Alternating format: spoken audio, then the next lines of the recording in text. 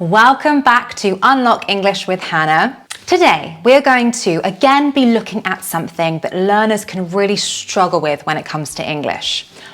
Phrasal verbs.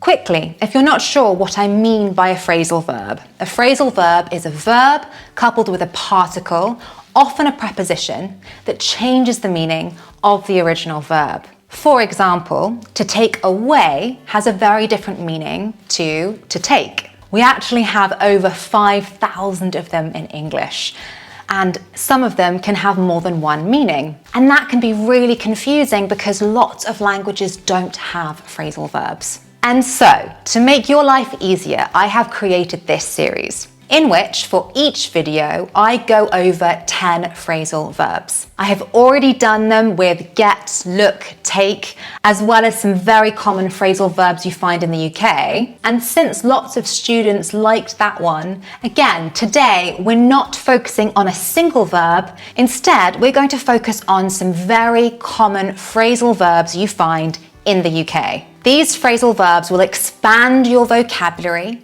enhance your fluency, and help you to sound more natural when you are speaking English. As I said, these are very common ones in the UK, so listen out for them on the street, in the pub, when you're out with your friends, because I guarantee you will hear one. And if you want to sound more natural, you should try and use them too. Are you ready? Let's go. Number 1, cheer up. This means to become happier or to make someone else feel happier. I love that film, it always cheers me up. Your brother is feeling a bit down. Can you try and cheer him up a bit? Number 2, pop round or pop over. We already went over pop out in the first video. Again, make sure you have a look if you haven't seen it. But to pop round or to pop over means to visit someone quickly and informally. For example, she popped over to borrow some milk. Pop round anytime, you're always welcome. We can have a cuppa. Number 3, to knuckle down. This means to start working seriously and with effort. For example, right, it's time to knuckle down and get started. If you want to do well in your exams, you really need to knuckle down. Number 4, to muddle through. This means to manage to cope or succeed without any preparation. For example, we didn't plan the event well, but we muddled through. I didn't know what I was doing, but I muddled through the interview and it was okay in the end. Number 5, one of my favorite ones, to crack on. This is a phrase that I cover in one of my videos that goes over 25 expressions that British people use on a daily basis.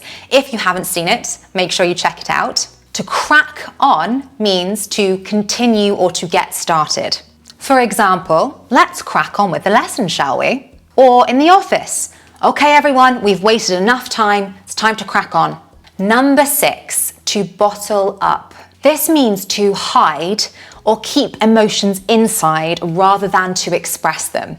Obviously, it's not very healthy to bottle up feelings. So we would say, don't bottle up your feelings. Don't repress your feelings. For example, he bottled up his anger until he exploded. Number 7, I also love this one, to whip up.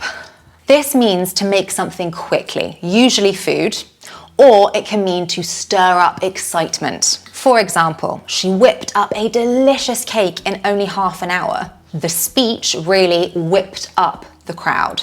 Number 8, to faff about or around. This means to waste time doing silly or unimportant things. We spent ages faffing about with the printer. Stop faffing about and get ready. Number 9, to chivvy along.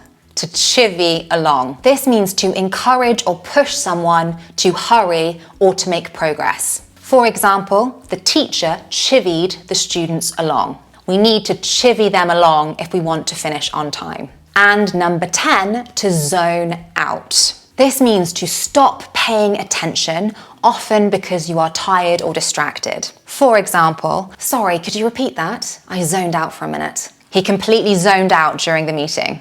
Okay, let's recap the ones we've done. Cheer up, pop round or over, knuckle down, muddle through, crack on, bottle up, whip up, faff about, chivvy along, zone out.